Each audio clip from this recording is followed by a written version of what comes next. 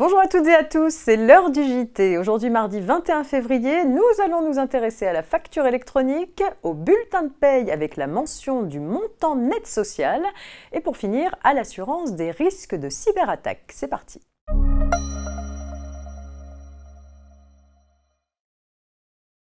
La loi prévoit que les obligations de facturation électronique et de transmission de données de facturation et de paiement se déploieront de manière échelonnée et selon la taille de l'entreprise. Les grandes entreprises devront émettre des factures électroniques dès le 1er juillet 2024. Le 1er janvier 2025, ce sera au tour des entreprises de taille intermédiaire.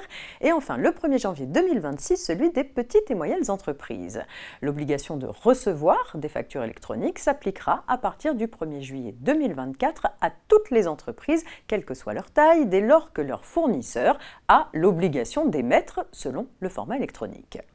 Afin d'aider les entreprises dans la mise en œuvre de cette réforme de grande envergure, une foire aux questions régulièrement enrichie a été mise en ligne sur le site impôts.gouv.fr, rubrique professionnelle. La dernière mise à jour date de fin janvier 2023.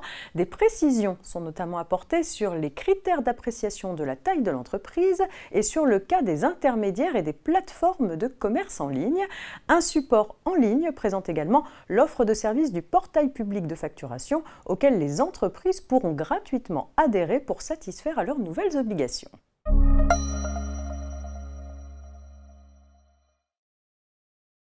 Un arrêté publié le 7 février 2023 prévoit une nouvelle mention à afficher obligatoirement sur une ligne dédiée du bulletin de paye à compter du 1er juillet 2023. Il s'agit du montant net social. Celui-ci est constitué de l'ensemble des sommes brutes correspondant aux rémunérations et revenus de remplacement versés par l'employeur aux salariés, mais hors indemnité journalière de sécurité sociale, duquel il faut déduire des cotisations et contributions sociales. De juillet 2023 à la fin 2024, les employeurs pourront à titre transitoire utiliser un modèle de bulletin de paye adapté. L'arrêté prévoit par ailleurs un modèle rénové de bulletin de paye obligatoire à partir de 2025, mais utilisable dès juillet 2023, voire même avant, selon l'administration. Ce modèle réaménage la présentation des contributions de protection sociale complémentaires dans l'objectif de faciliter la compréhension du net social et l'identification des cotisations salariales à déduire pour y parvenir.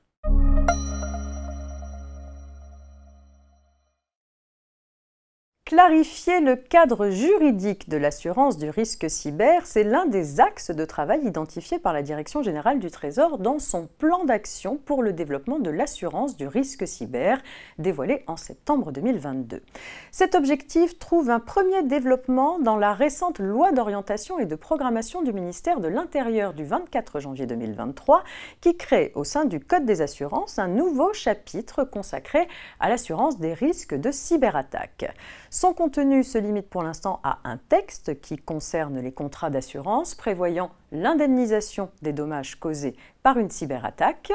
À l'avenir, pour que l'assuré obtienne le versement de la somme, la victime devra déposer une plainte 72 heures au plus tard après avoir eu connaissance de l'atteinte à un système de traitement automatisé de données.